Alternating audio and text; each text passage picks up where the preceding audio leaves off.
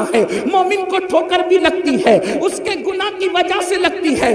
پتا چلا اگر مسلمان گناہ کرنا چھوڑ دے تو وہ اتنا سیف ہو جائے گا کہ اس کو کبھی ٹھوکر بھی نہیں لگ سکتی۔ زلزلے آنا تو دور کی بات ہے، گناہ چھوڑتے چلے جاؤ، عیش کی زندگی گزارتے چلے جاؤ، راحت کی زندگی گزارتے چلے جاؤ، آرام کی زندگی گزارتے چلے جاؤ۔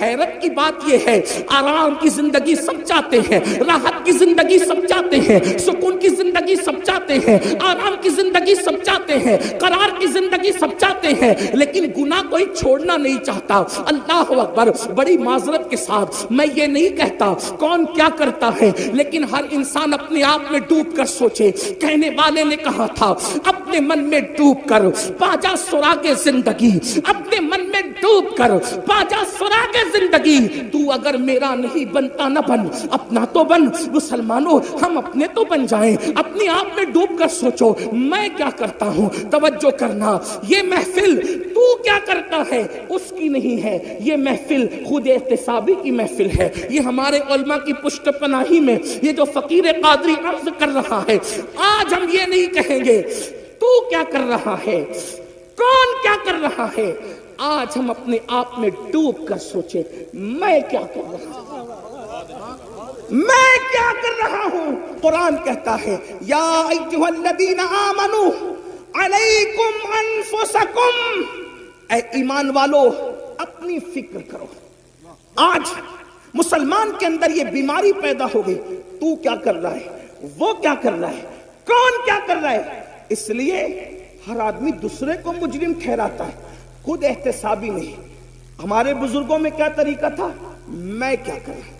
ایک مرتبہ سلطان العارفین حضرت بایزید بسطامی کے دور میں بارش بند ہو گئی، بارش بند ہو گئی۔ لوگوں نے کہا بارش بند ہو گئی، چلو سلطان العارفین بایزید کے پاس۔ یہ بایزید کون، سید الطائفہ، طاؤس العلماء۔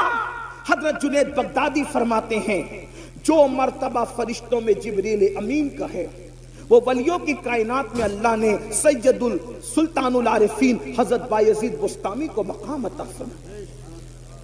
جیسے فرشتوں میں جبریل ویسے ولیوں میں بایزید بسطامی۔ یہ بات جنید بغدادی نے اس وقت کہی، ابھی سرکار غوث پاک کی آمد نہیں ہوئی تھی، ان کی آمد سے پہلے یہ بات کہی گئی۔ آپ سے پوچھتا ہوں، جو ولیوں میں جبریل کی طرح ہے، جیسے فرشتوں میں جبریل ویسے سلطان العارفین بایزید ولیوں میں ہیں، ایسی ہستی کے پاس لوگ آ کے کہتے بارش بند ہو گئی۔ توجہ کرنا، اپنے دور کی بے مثال ہستی جس کی بارگاہ میں داتا علی حجویری جیسے لوگ خراج عقیدت پیش کریں، جس کی بارگاہ میں جنید بغدادی جیسے لوگ خراج عقیدت پیش کریں، جس کی بارگاہ میں سر سختی جیسے لوگ خراج عقیدت پیش کریں، وہ سلطان العارفین حضرت بایزید بسطامی رضی اللہ تعالیٰ کے پاس جب لوگ پہنچے، حضرت بارش نہیں ہو رہی، کیا فرماتے ہیں، میں جان گیا کیوں بارش نہیں ہو رہی۔ توجہ کریں، میں جان گیا کیوں بارش نہیں ہو رہی۔ کہا میرے گناہ حد سے بڑھ گئے، میرے گناہ حد سے بڑھ گئے، اس لیے اللہ نے میری وجہ سے بارش روک لی۔ ایک کام کرتا ہوں، میں ہی شہر چھوڑ کر کے چلا جاتا ہوں، جب مجرم اور پاپی شہر سے نکلے گا تو جس کی وجہ سے بارش رکی ہے پھر باران رحمت کا نزول ہو جائے گا۔ لوگ حیرت زدہ رہ گئے، اتنی بڑی ہستی، اتنی بڑی شخصیت جس کی زندگی میں کبھی تہجد فوت نہ ہو، جس کا مقام اور مرتبہ مقام شہودی اور حضوری میں یہ ہو کہ خود فرماتے ہیں ایک لمحہ بھی جلوے یار اگر نظروں سے اوجل ہو جائے تو میں اپنے آپ پر کفر کا فتویٰ دے دوں۔ اندازہ تو فرمائے یہ مقام حضوری کی منزل پر فائز ہیں، اور حال یہ کہ کہتے ہیں میرے گناہ بڑھ گئے اس لیے میں شہر چھوڑ کر کے جاؤں گا، میری وجہ سے بارش رک گئی ہے، باران رحمت کا نزول ہوگا۔ اور سلطان العارفین جیسے ہی شہر چھوڑ کے نکلے، اللہ کو عاجزی کی یادہ اتنی پسند آ گئی، لوگوں کے استسقاء اور دعاؤں سے بارش نہیں ہوئی، بایزید کی عاجزی کی برکت سے باران رحمت کا نزول ہو گیا۔ حیرت کی بات یہ ہے جو گناہگار نہیں تھے، جو مجرم نہیں تھے، وہ اپنے آپ کو گنہگار سمجھتے تھے، اور یہاں حال یہ ہے جو کبھی اٹھ کر کے مسجد بھی نہیں جاتے، ان کو یہ غرور اور گھمنڈ ہے کہ مولانا ہم جنت میں نہ جائیں گے تو کون جائے گا۔ جن کا حال یہ ہے کہ وہ کھڑے ہو کر استنجا کرتے ہیں تو 3 دن تک کے غسل نہیں کرتے، ناپاکی کی حالت میں زندگی گزارتے ہیں، جو غسل جنابت کے حوالے سے اتنے غافل ہیں کہ 3-4 دن ناپاک پڑے رہتے ہیں، ان کو بھی یہ گھمنڈ ہے کہ مولانا ہم جنت میں نہ جائیں گے تو کون جائے گا۔ آؤ ترکی اور سیریا کے زلزلے کے تناظر میں ہم دیکھیں زلزلے کیوں آتے ہیں، اس کے آنے کی وجہ کیا ہے، تو ہم حدیث میں تلاش کرتے ہیں۔ امام اہل سنت نے بھی جو وہ روایت لکھی ہے فتاوی رضویہ شریف کے اندر، پہلے وہ کوٹ کر دوں اس کے بعد آگے بڑھتے ہیں۔ فرمایا گیا کہ ان زمین کی نسیں ہوتی ہے، زمین کی رگیں ہوتی ہے، زمین کی شریانیں ہوتی ہے، جس طریقے سے انسان کے جسم میں شریانیں ہیں، جس طریقے سے انسان کے جسم میں رگیں ہیں، اسی طریقے سے زمین کی بھی رگیں ہیں، اور یہ ساری رگیں ایک جو ہے وہ پہاڑ کی طرف بڑھتی ہے اور ایک پہاڑ کے اندر سمٹ آتی ہے، اور اس کو کوہ قاف کہتے ہیں، اور وہاں پر وہ ساری رگوں کو کھڑا فرشتہ سمیٹ کر کے موجود ہے، اس کے ہاتھوں میں یہ رگیں ہیں، زمین کی رگیں، زمین کی شریانیں اس فرشتے کے ہاتھ میں ہے۔ جب بھی کسی زمین کے خطے پر، جب بھی کسی زمین کے حصے پر ظلم ہوتا ہے، پاپ ہوتے ہیں، جرائم ہوتے ہیں، زنا اور بدکاری ہوتی ہے، شراب عام ہو جاتا ہے، سود عام ہو جاتا ہے، اللہ کی نافرمانی عام ہو جاتی ہے، زمین کے جس حصے پر گناہ اور جرائم عام ہو جاتے ہیں، پھر قدرت کی طرف سے حکم ہوتا ہے زمین کی اس رگ کو پکڑ کر کے حرکت دے دو، تاکہ لوگوں کو پتا چل جائے کہ اللہ سونے سے بھی پاک ہے، اللہ اونگنے سے بھی پاک ہے، اللہ تمہارے جرائم سے بے خبر نہیں ہے، اللہ تمہارے گناہوں سے بے خبر نہیں ہے، وہ تم سب کو دیکھ رہا ہے۔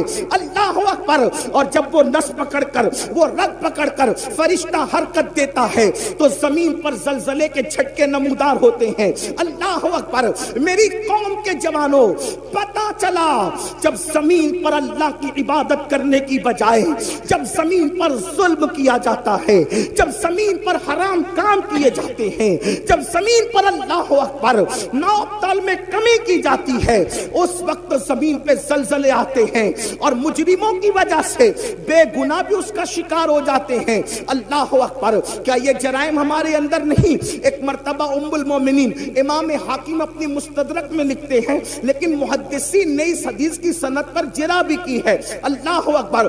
بعض محدثین نے جرح کی، امام حاکم نے اس کو صحیح کہا، لیکن میں امام حاکم کی جو ہے وہ صحت کی بات کو سامنے رکھ کر بالکل نصیحت کے طور پر یہ بات پیش کرتا ہوں۔ ایک مرتبہ ایک جوان ام المومنین سیدہ عائشہ صدیقہ کے پاس آیا۔ کون عائشہ صدیقہ؟ مفتی 4 ملت۔ کون عائشہ صدیقہ؟ جس کے بستر پہ قرآن نازل ہوتا ہو۔ کون عائشہ صدیقہ؟ سینکڑوں صحابہ اور ہزاروں تابعین جس کے شاگرد ہوں۔ ان سے پوچھا امی جان یہ بتائیں کہ زلزلے کیوں آتے ہیں، زلزلے آنے کی وجہ کیا ہے؟ تو ام المومنین نے اس کی طرف سے چہرہ پھیر لیا۔ چہرہ پھیرنے کی وجہ یہ تھی کہ زلزلہ آنے کی وجہ اتنی نازک بیان کرنا چاہتی تھی کہ اس کے سامنے بیان نہیں کرنا چاہتی تھی۔ بیک گراؤنڈ حدیث کا یہی بیان کر رہا ہے۔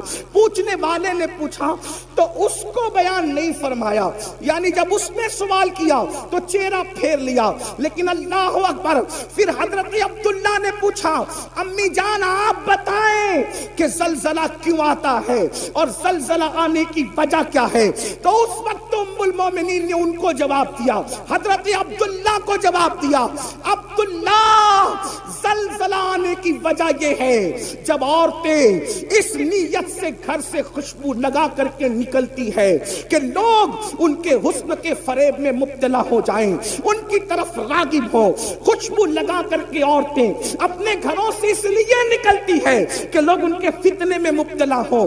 پھر اس وقت زلزلے آتے ہیں جب عورتیں نامحرم اور مردوں کے سامنے، جب عورتیں نامحرم مردوں کے سامنے، اجنبی مردوں کے سامنے ننگی ہونے لگتی ہے، زنا کے لیے تیار ہو جاتی ہے، اپنے جسم کو پیش کرنے لگتی ہے. اس وقت زلزلے آتے ہیں. اللہ اکبر. ابھی آگے اور بھی روایتیں پڑھی جائے گی، اگر وقت رہا تو جتنا وقت مجھے دیا گیا میں اسی میں گفتگو مکمل کروں گا، لیکن آپ کی توجہ چاہتا ہوں. آپ سے پوچھتا ہوں، کیا ہماری بہن بیٹیاں آج گھروں سے عطر لگا کر نہیں نکل رہی ہے، خوشبو لگا کر نہیں نکل رہی ہے، پرفیوم لگا کر کے نہیں نکل رہی ہے، خوبصورت بن کر کے نہیں نکل رہی ہے، میک اپ کر کے نہیں نکل رہی ہے؟ آج اللہ اکبر مسلمانوں کا حال یہ ہو گیا، شادی کے موقع پر صرف چہرے بنانے کے لیے بیوٹی پارلروں میں جتنا خرچ ہوتا ہے اگر اس کا اندازہ لگایا جائے تو لاکھوں روپے صرف بیوٹی پارلر کی نظر ہو جاتے ہیں. میں پوچھنا چاہتا ہوں مسلمانوں، صرف داڑھی رکھنے سے ہم نجات نہیں پا سکتے، صرف 5 وقت کی نماز بھی ہمیں نجات کے سائل تک نہیں پہنچا سکتی، سروں پر ٹوپیاں رکھنا بھی ہمیں نجات تک نہیں پہنچا سکتا.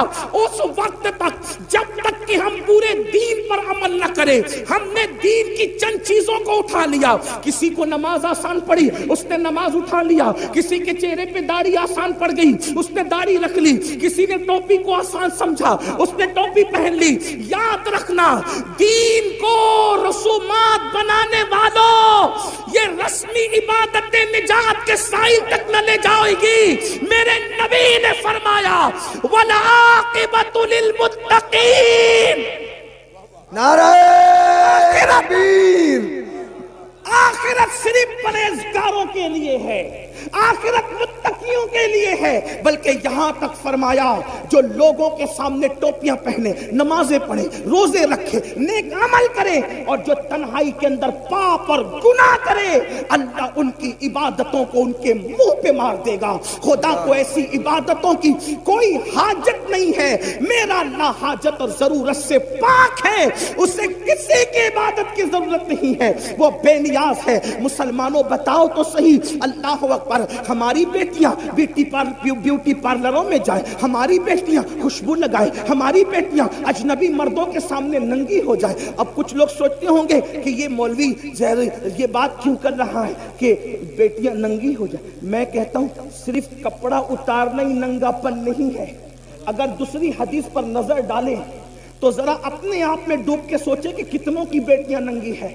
بڑی معذرت کے ساتھ سفید ریش میرے بزرگ علماء بھی بیٹھے ہیں، ان کا ادب بھی میرے سامنے ہے، لیکن اگر انجیکشن نہ لگائیں، آپریٹ نہ کریں، آپریشن نہ کریں تو یہ قوم ہمیں ملتی کہاں ہے؟ جب ہم منبر پہ نہ بولیں تو کہاں بولیں؟ لوگ کہتے ہیں اتنی اوپن تقریر نہیں ہونا چاہیے. میں نے کہا جب لوگ اوپن گناہ کر رہے ہیں تو اوپن اصلاح کرنے کا ہمیں حق نہیں؟ جو قوم گناہ کرنے میں اوپن ہو گئی تو کیا ہم اس قوم کو آئینہ نہیں بتا سکتے؟ اور اللہ نیتوں کو جانتا ہے. فحش بات کرنے کی ہماری عادت نہیں، اللہ نیتوں کو جانتا ہے.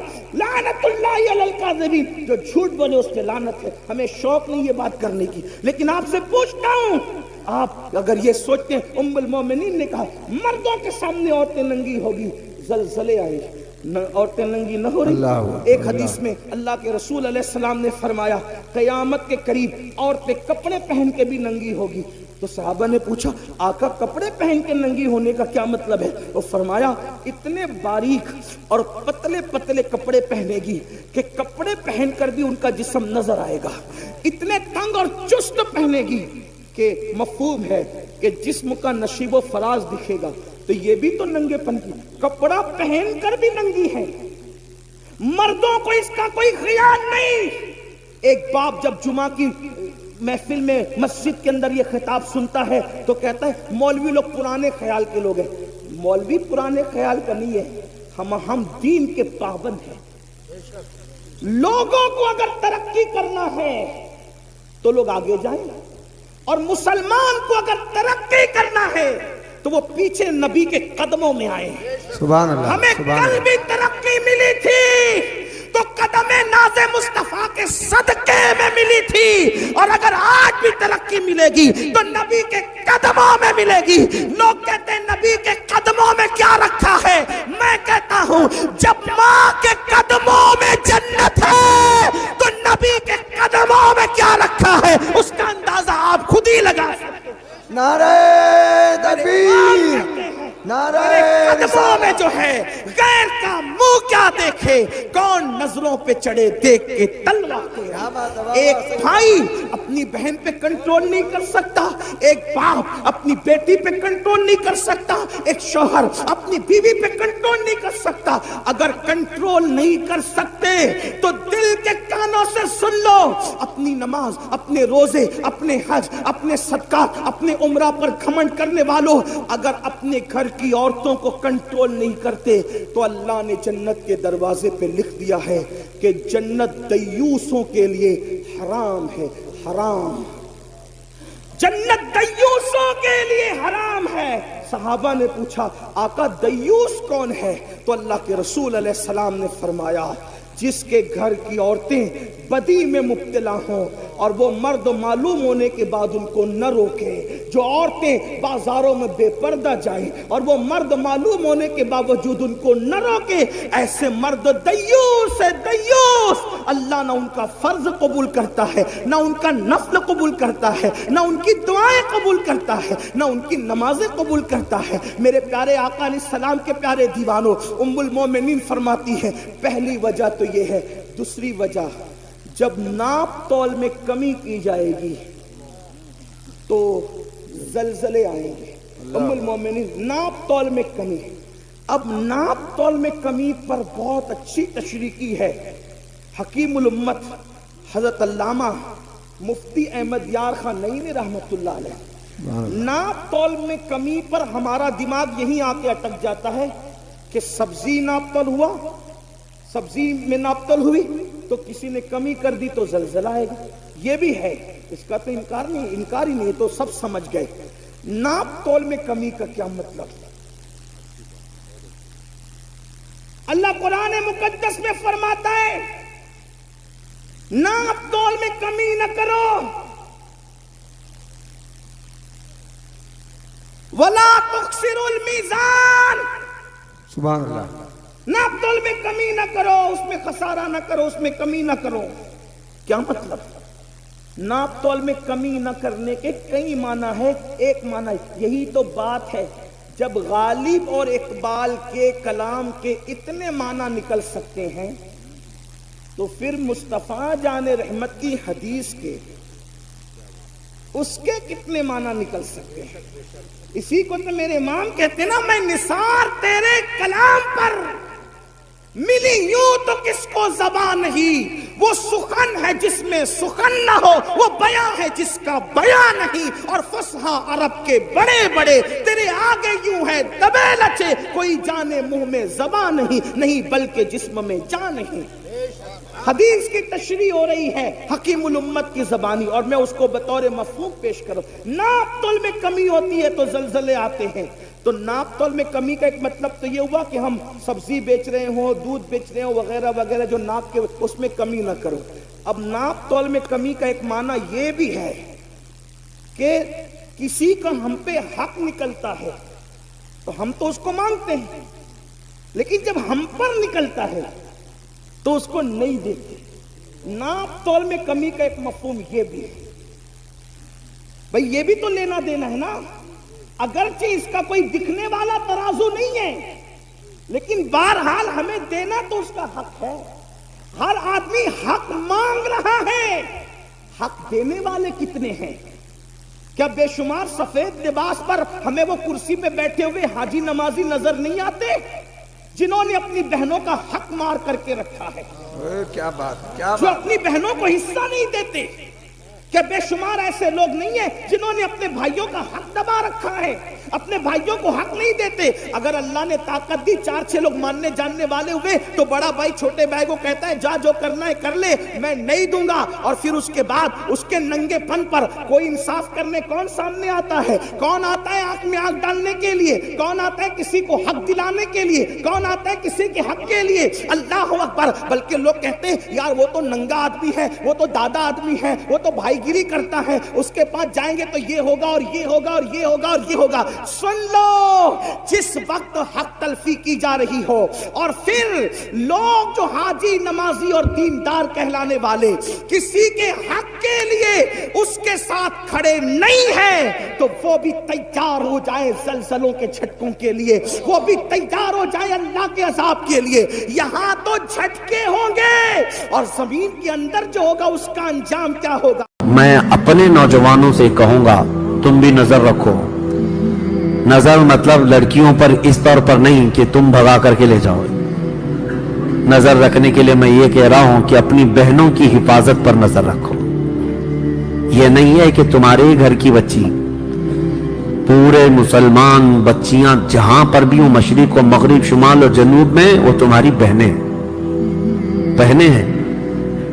सिंध के इलाके में चंद औरतों को कुछ गुंडों ने गिरफ्तार किया था, तो मोहम्मद बिन कासिम 19 साल की उम्र में अरब से 10,000 का लश्कर लेकर के हिंदुस्तान आ गए थे अपनी बहनों की इज्जत बचाने के लिए। आज ये फिक्र होनी चाहिए आपके अंदर, तुम्हारे अंदर बहुत तेजी से ये सब मामलात फैल जाएं। क्या आपने देखा है कि कहीं पर अगर किसी गैर मुस्लिम लड़की के साथ अगर हमारा कोई लड़का फंस गया है या फंसाया है या जैसा भी हुआ है, लेकिन शादी की बात आती है तो जितने संगी हैं, संगठन वाले, सब आकर के वावेला मचाते हैं, लो जिहाद कर रहा है, लो जिहाद कर रहा है। एक हिंदू लड़की को भगा करके ले गया और मुसलमान बना रहा है, और ये लो जिहाद है, लो जिहाद है। बिल्कुल लो जिहाद है, लेकिन जिहाद में लव है, मोहब्बत है। लेकिन इस छिछोरी मोहब्बत के लिए जिहाद नहीं होता। जिहाद अल्लाह की मोहब्बत में होता है और रसूल की मोहब्बत में है। इन्होंने तो जिहाद इतने बना रखे हैं, बहुत जिहाद है। हाँ, यूपीएससी जिहाद भी आ गया है, बहुत सारे, और आईएएस जिहाद भी आ गया है। और अगर और थोड़े से नेता जीत जाएं तो नेता जिहाद भी हो जाएगा। ज्यादा मुसलमान जीतने लग जाएं तो वो, और टीचर्स बहुत सारे सेलेक्ट होकर के आ गए गवर्नमेंट में, तो टीचर्स जिहाद भी हो गया। अभी चंद दिनों पहले हमारे एक करीबी हैं, उनके मुतालिक मैं सुना कि इनकम टैक्स जिहाद भी है, कि बेचारे वो इनकम टैक्स के अच्छे माहिर हैं, वो सीए हैं, तो दूसरे कुफ्फार और मुशरिकीन ताना देने लगे, ये जो है ना टैक्स जिहाद भी लाएगा। मैं कहता हूं इन जालिमों को जिहाद इतना याद हो गया है कि हकीकत में जिहाद हो जाएगा, इनको ऐसा लगता है। लेकिन मैं आप सबको ये गुजारिश करना चाहूंगा कि अपनी बच्चियों की हिफाजत पर तवज्जो दें। आज उम्मत का एक बड़ा मसला है, दिल दुखता है, दिल रोता है। कई ऐसे घर हैं जहां से बच्चियां भागकर चली गई, तो ये झूठी मोहब्बत के नाम पर जब गई, उस वक्त हजार समझा जाए, जिनके पल्ले नहीं पड़ता इन लड़कियों के, ये माँ बाप को भी ठोकर मारती हैं, अपने घर वालों को भी ठुकरा देती हैं, और एक ऐसे नौजवान के पीछे भागती है जिसको साल भर पहले से जानने लगी है। 18-20 साल से जिस बाप ने खून पसीने की कमाई से पाला है, उसको ठोकर मार करके जाती है। और उनका अंजाम भी मैंने देखा है, एक दो नहीं, वो बहुत सारी लड़कियों की एक लिस्ट है। इन दरिंदों के पीछे भाग कर गई थी, और उसके बाद हुआ क्या, जहेज के नाम पर जलाया गया, मारा गया, गला घोंट करके फेंक दिया गया, या फिर उसको ऐसे ही बेयारो मददगार छोड़ दिया गया। हुआ क्या, अब लड़की की हालत ऐसी है कि अपनी कौम में भी वापस नहीं आ सकती, और उस कौम ने अपनाने से वैसे ही इनकार कर रखा था। कितनी लड़कियां ऐसी, मैं आपको बताऊं, मैं दिल्ली गया था, एक साहब ने मुझसे आकर कहा था, कई ऐसी मुसलमान लड़कियां हैं जो शादी के नाम पर आईं, प्यार मोहब्बत के चक्कर में फंसकर शादी तो कर ली, लेकिन वो गायब हुई तो उनका पता नहीं चला। और कई लड़कियां ऐसी हैं जिनको दुबई में ले जाकर के बेचा गया है, और वो तवाइफ के अड्डे पर काम कर रही है। एक लड़की ने बाज़ाब्ता हल्फिया बयान भी भेजा था मेरे पास, वाया किसी के जरिए से, कि उसके माँ बाप भी अपनाने को तैयार नहीं थे। उन्होंने कहा था हमारी बेटी मर गई हमारे लिए। वो दीनदार घराना था, गैर मुस्लिम के साथ भाग कर गई, बहुत समझाया गया था, लेकिन उस درندے نے لے جا کر کے بیچا, کسی طرح سے تو وہاں بچ کر کے وہ نکلی اور اس کے بعد میسج دیا, لیکن واپس کسی طرح اپنے ملک پہنچی, اپنے گھر تو نہیں جا سکی, تنہا رہنے لگی. کیوں اپنے فیوچر کو خراب کرتی ہیں یہ بچیاں, یہ لڑکیاں؟ اللہ نے قرآن میں فرمایا ہے, رب تبارک و تعالیٰ فرماتا ہے الزانیۃ والزانی فجلدوا کل واحد منہما 100 جلدہ. اللہ نے فرمایا زانی, زنا کرنے والے مرد اور عورت کو 100 کوڑے لگائے جائیں گے. اسی آیت میں اللہ تعالیٰ نے فرمایا ہے کہ الزانی لا ينکحها الا زانیۃ او مشرکۃ والزانیۃ لا ينکحها الا زان او مشرک وحرم ذلک علی المؤمنین. زنا کرنے والی عورت اور مشرک آدمی, یہ کسی بھی زنا کرنے والی عورت اور مشرکہ عورت مسلمان کے لیے جائز نہیں, اس کو ویسا ہی آدمی چاہیے. اور زنا کرنے والا مرد اور ایسا مشرک آدمی کسی عورت کے لیے نہیں ہے. اللہ نے فرمایا مومنوں کے لیے حرام ہیں گے, حرم ذلک علی المؤمنین, مومنوں کے لیے حرام ہے. اور ہماری بچیوں کو یہ کون بتائے؟ ان کو ایسا لگتا ہے یہ مولویانہ باتیں ہیں, یہ دقیق باتیں, دقیانوسی باتیں, پچھلے زمانے کی باتیں. میں یہ چاہتا ہوں نوجوانوں, تمہاری بھی ایسی کمیٹیاں ہونی چاہیے کہ تم اپنی بچیوں کی حفاظت کے لیے الرٹ ہو جاؤ کہ ہم بھی اپنی بچیوں کی رکشا کریں گے اور حفاظت کریں گے انشاءاللہ. اور جو بہک گئی ہے اس تک پہنچ کر کے یا تو اس کو اسلام کے متعلق اور رسول پاک صلی اللہ تعالی علیہ وسلم کے متعلق بتا کر کے واپس لانے کی کوشش کریں. جہاں تک کوشش تم کر سکتے ہو انشاءاللہ اللہ کی مدد آئے گی انشاءاللہ. میں گیا تھا چند دنوں قبل ایم پی میں, جبل پور علاقہ ہے, وہاں کی کئی نوجوان ہیں, بہت اچھا کام کرتے رہے. مجھے بڑی خوشی ہوئی ان نوجوانوں سے. پورے شہر بھر میں یہ نوجوان اتنے ایکٹیو رہتے ہیں کہ کسی بھی گھر کی ایک بھی مسلمان بچی کو کسی غیر مرد کے ساتھ اگر دیکھ بھی لیں تو وہ ایکشن لیتے ہیں. یہ نہیں کہ مارتے پیٹتے یا کچھ کرتے ہیں, سمجھا بجھا کر کے ان کے گھر تک پہنچا دینا اور اسلام کی اچھائیاں ان کے سامنے رکھنا. ایک دو نہیں, دسیوں بچیوں نے توبہ کیا اور اپنے گھر پر موجود ہیں الحمدللہ. ہمارے ہاں ہونا چاہیے. یہ آج ایک دو سے نہیں ہوگا, سارے علماء بھی اویئرنس لائیں اور عوام بھی اور نوجوان بھی. سوشل میڈیا سے بھی آپ لوگوں کے درمیان اور لڑکیوں کے درمیان یہ اویئرنس لائیں کہ تمہارا فیوچر خطرے میں ہے. کیونکہ اب وہ پیار محبت کے چونچلے نہیں جو کالج میں ہو جایا کرتے تھے, اب تو باضابطہ یہاں پر پلاننگ کے ساتھ, انعام کے ساتھ درندوں کو چھوڑا جا رہا ہے. کتنی سنگٹنیں ایسی ہیں جو خفیہ طور پر میٹنگ کر کے ٹریننگ دے رہی ہے نوجوانوں کو سٹیپ بائی سٹیپ کہ ایک مسلمان لڑکی کو لانے کے لیے تمہیں پہلے کیا کرنا چاہیے, کس طرح سے دوستی کرنا چاہیے, کالجز میں داخلہ لو, ٹیوشن میں جاؤ, سوشل میڈیا پہ ریکویسٹ بھیجو فرینڈ کی, اس کے بعد پھر ان سے چیٹنگ اس طرح سے کرو, پھر ان کو اپنی مجبوری بتاؤ اور پھر دل کھول کر کے رکھو, محبت میں دیوانی ہو جائیں, اس کے بعد لے آ جاؤ. سال بھر کا پروسیس ہوگا اور اس پر ان کو سال بھر ایک لڑکی کے ساتھ نہیں لگایا جا رہا ہے, ایک مرد 10-10 لڑکیوں کے ساتھ لگایا جا رہا ہے. اور وہ یہی سب حرکتیں کرتا رہے گا اور اپنے گرو گھنٹالوں سے پیسہ بھی لیتا رہے گا. اور جب ایک دو لڑکیاں اس کے جال میں پھنس جائیں ان کو لے جائے گا.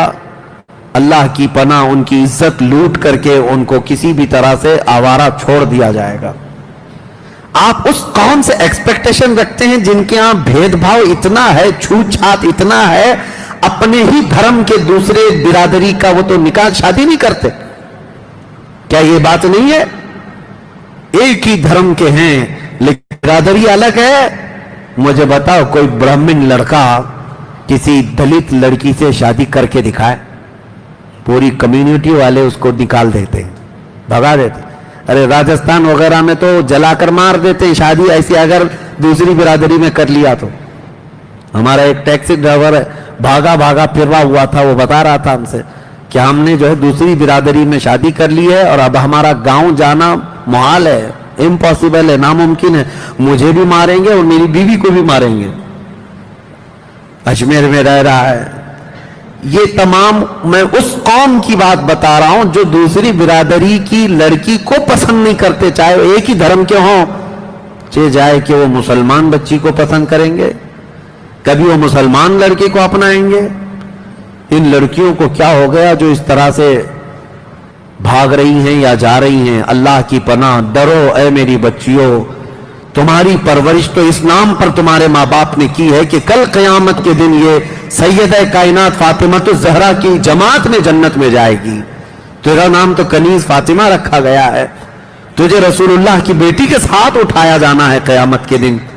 کہاں ان غلیظ لوگوں کے چکر میں تم دین بھی بیچ رہی ہو، ماں باپ کو بھی ٹھوکر مار رہی ہو، قوم کو بھی بدنام کر رہی ہو، اپنے مذہب کو بھی اس طرح کلنک لگا کر کے جا رہے۔ ایک لڑکی کو میں یہ کہتا ہوں، تمہارے کندھوں پر عزت کئی لوگوں کی ہے، یہ مت سمجھنا کہ خالی تمہارا دل ہے جسے چاہے تم چلی جائے، نہیں، تمہارے کندھوں پر تمہارے ماں باپ کی بھی عزت ہے، تمہارے بھائیوں کی عزت ہے، تمہارے خاندان کی عزت ہے، تیرے دین کی عزت ہے، تیرے محلے کی عزت ہے۔ جب تو بھاگ کر چلی جائے نہ جانے کتنوں کی عزت کا قتل کر کے جاتی ہے۔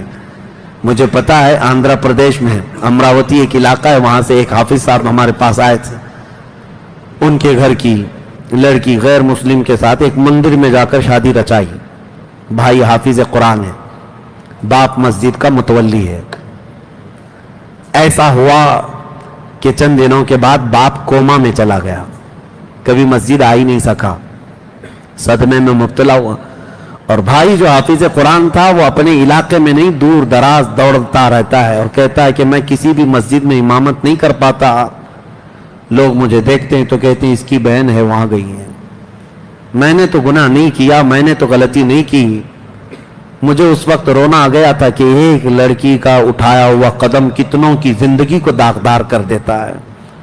ان کا کیا قصور ہے اس ماں باپ کا جو سر اٹھا کر جی نہیں سکتے لوگوں کے سامنے، چار لوگوں میں بیٹھنے کے قابل بھی نہیں رکھتی اگر ایسا کوئی ایسی حرکت کرتی ہے لڑکی۔ لیکن وہ خوش نصیب لڑکیاں ہیں جنہوں نے عزت کی پہرے داری کی اپنے گھر میں۔ تو دیکھنا ذرا جس دن تمہاری ڈولی سج کر کے جاتی ہے شادی کے دن، تیرا باپ ہنسی میں بھی روتا ہے اور غم میں بھی روتا ہے، خوشی میں بھی رو رہا ہوتا ہے، سینہ چوڑا ہو جاتا ہے، بیٹی کو رخصت کر رہا ہوتا ہے کہ میں نے عزت کے ساتھ اپنے گھر سے اپنی بیٹی کو رخصت کیا ہے۔ میرے عزیزوں، اس باپ کی عزتیں اتنی بڑھ جاتی ہیں کہ وہ چاند کو دیکھ کر ہنسنے لگ جائے جس کی بیٹی عزت کے ساتھ گھر سے گئی ہے، اور زندگی بھر وہ تجھے بیٹا بیٹا بیٹی بیٹی کرتا ہی رہ جاتا ہے، کیا کیا ناز نہیں اٹھاتا۔ جانے کے بعد بھی ہو گئی ہے تو دوسرے شوہر کی، لیکن باوجود اس کے خیر خیریت پوچھتا ہی رہتا ہے، اور اگر بچے کے ولادت کے دن آ گئے باپ دوڑ کر کے جا کر لاتا ہے، پہلے بچے کی ولادت میرے گھر میں ہو جائے۔ حالانکہ یہ ماں باپ کی ذمہ داری نہیں، اب شوہر کی ذمہ داری ہے، جتنے بچے ہوں گے سب شوہر دیکھے گا۔ لیکن ماں اور باپ اس وقت اتنے اتاولے ہوتے ہیں، بیٹی کو 3 مہینہ پہلے لے آئے اور گھی روٹی کھلائیں اس کو، اچھی غذائیں کھلائیں اس کو، کتنی دیکھ بھال، کتنے ناز اٹھاتا ہے باپ، کتنے ناز اٹھاتا ہے اپنی بیٹی کے۔